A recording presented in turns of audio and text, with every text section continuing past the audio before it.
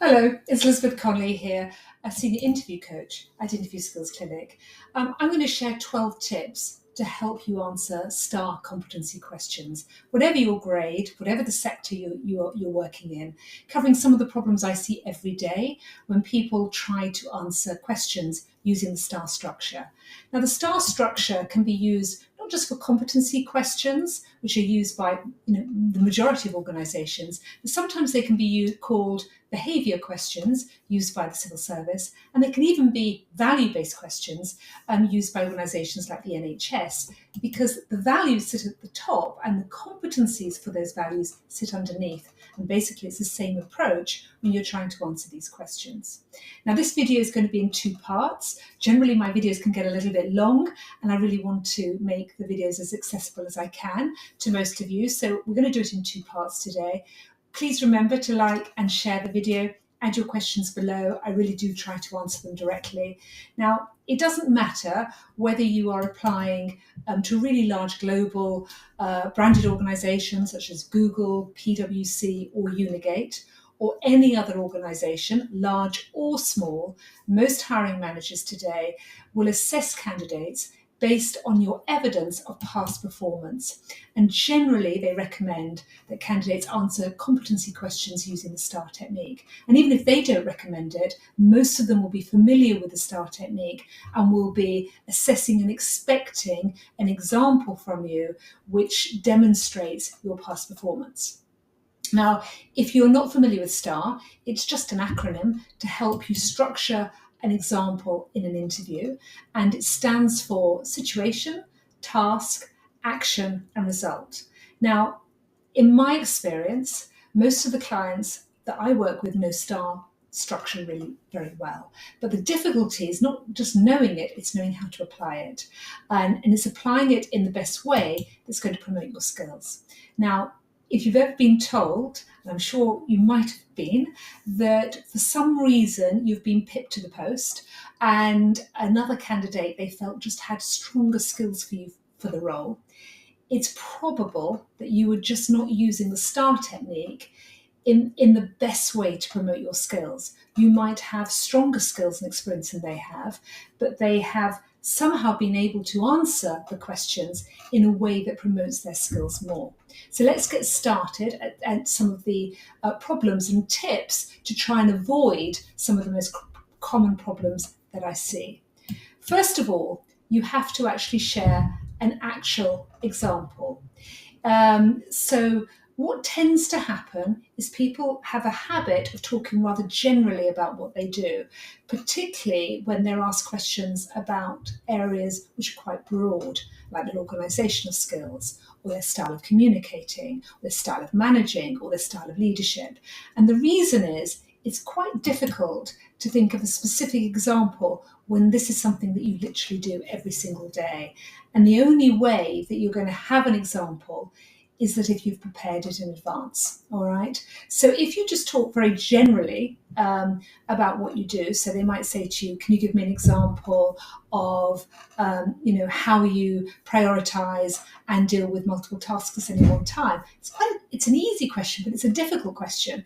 And so because of that, people just talk generally about what they do in their role. But what you need to do instead is talk about, yes, this is of course something I do on a regular basis. These are some of the techniques that I use, but let me give you an example when it was particularly challenging. So, last month, or in the last 6 months, we had a campaign that was running, and half of our staff were reassigned to other projects, or whatever the problem might be. How did I manage to do this? Or somebody was off work and I was given the additional responsibility for dealing with them. What did I do? So you actually need to share a specific example to demonstrate your skills. Okay, so that's tip one. Tip two, you only need to share one example. So sometimes what happens is people share multiple examples because it seems quite natural. It's a natural way to do it, because you think, well, if I can tell you more than one example, then you'll see how experienced I am, and therefore I've got stronger skills and experience for this role. But unfortunately, all that's going to happen is you're going to frustrate the hiring manager. You're going to limit the number of questions you're going to be asked because they'll have a set number of questions they want to ask in the interview. They've probably got a set time for the interview as well. And you're probably only going to be assessed on the first example you share anyway. And the reason for that is because they've got to be fair and consistent with the other candidates. All right. So just share one example and make sure that one example is your best example, the most challenging example you can share for that type of question. All right. So tip 3, the situation, the task, the actions and results are not equally weighted. Now, this is a really common mistake. Most people assume, because you've got this acronym that's broken up into 4 parts, that each of those parts are equally important, but they're really not. This is just a structure, and the STAR is really just an acronym to tell a story about your past experience. And the most important thing is actually about you, and it's not about the situation, it's about what you did and how you did it. So 80% of the marks go on your actions.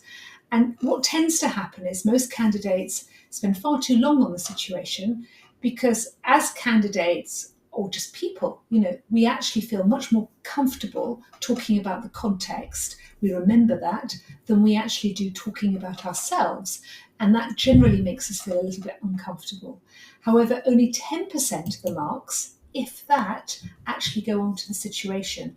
Because if you're sharing an example where the context doesn't tie in with the question and is completely irrelevant, then you're not going to get a good mark anyway. So, spending a lot of time on the context is not the right approach. You've got to keep to the point and be quite, can't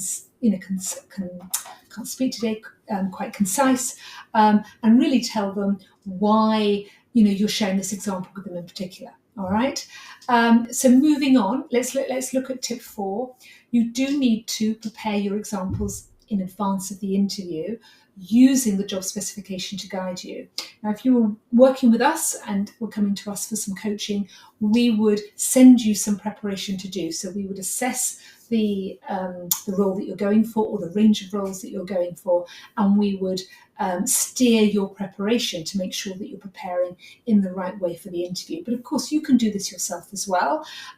So just make sure that you are using the essential criteria and the desirable criteria, and make sure that your examples are as closely aligned to the responsibilities as you can, but also that you are really thinking not just about the technical questions of how to do the job. So if you're a brand manager, how you run a brand campaign, but you're actually thinking more about the softer skills that are needed, whether that's team leadership, influencing, communicating. So some of those softer skills that are needed as well. Very few of us can naturally think of examples in an interview in sufficient detail to get a high assessment. I mean, naturally, we remember the context, but not what we did, because what we do, or what we did in the past, is actually often intuitive in the moment and forgotten.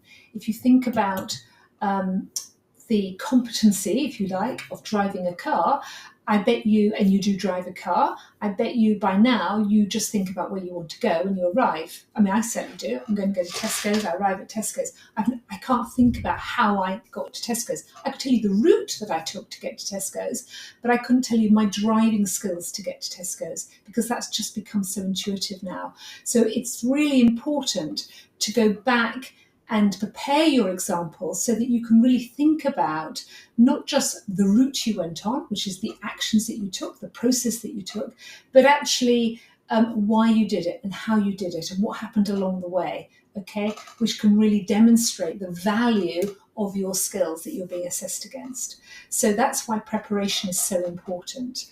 I know sometimes people feel that by preparing, they are, going to move away from having a sort of natural conversation and would rather just go into the interview and just sort of ad-lib it and remember things. But there is a really high chance that you're not going to go into the detail needed to get the high mark. All right. So tip 5, I think you need at least 5 actions within your actions. And the actions shouldn't just be what you did, but actually how you did it. And also not just how you did it, But at a senior level, you might even want to dive down and talk a little bit more about your thinking, what you anticipated. So, try to broaden out the actions to get a really flavour of how you lead or how you communicate or how you influence. So go into a little bit more detail than maybe you are doing. Now, whilst the interview might feel like an oral exam, it's actually a conversation. The more it sounds like a conversation, the better you do. And many people who do really well in interviews will come back to me and say, oh, that was a really great interview. I thought it was much more like a conversation. And that's great because they're much more likely to like you and want to work with you. And if they don't feel that it's formulaic like an interview, then the chances are you're actually going to do better. So in order to encourage the interview to turn into a conversation and to sound like a conversation, it's really important that you don't start your answers with the situation was, my task was, my actions are, because this is just too formulaic and it doesn't promote your communication skills. It also sort of hints at sort of over-preparing for the interview. So it's important to really engage with the question and demonstrate that just as you would in a conversation or a meeting, and really make them appreciate that you are trying to answer the question that they are asking. And at the same time, use that to help promote your skills a little bit. So what do I mean by that? Well, if you get asked the question, give us an example where you had to motivate a team to deliver a challenging project at work. So quite a straightforward question if you are a team leader. You might start by saying, motivating is great. It's one of the things I really enjoy the most. Motivating my current team has actually been really important. We have a team of 12. It's very geographically spread, and recent organisation changes has left everybody feeling a bit disconnected. In this example, I want to focus on how I led the delivery of whatever it is you do, and I built up a really strong sense of belonging and the skills of the team. Now, sometimes that's going to sound a little bit too long, particularly if you do it every single time. So when I'm giving advice, just bear in mind, use that advice lightly, break it up. Don't treat it as another formula that you must follow, because you might occasionally, especially when you're a few questions into the interview, you might actually want to just go straight into an example that they asked you, all right, but not using the situation and task to introduce that. But other times, actually engaging with the question, using the question to promote your skills is a really, good thing to do. It can also help when you are struggling with the question in some way, because by engaging with the question directly, you can try to reframe it to fit with your experience, but we'll cover that another time. There's the first 6 tips. You can start applying them to your interview preparation straight away, ready for your next interview. In part 2, I'll cover the further 6 tips to avoid the common star problems I see. Remember to add your questions below. Really happy to receive them. If you would like coaching, you can book a free initial consultation to discuss coaching, and I put a link below in the description. Please remember to send your CV and the job specification or a typical job specification, because it really helps us to see how we can help you best, and the background that you've got and what kind of coaching is going to work better for you. Please share and like this video, and good luck with your interview.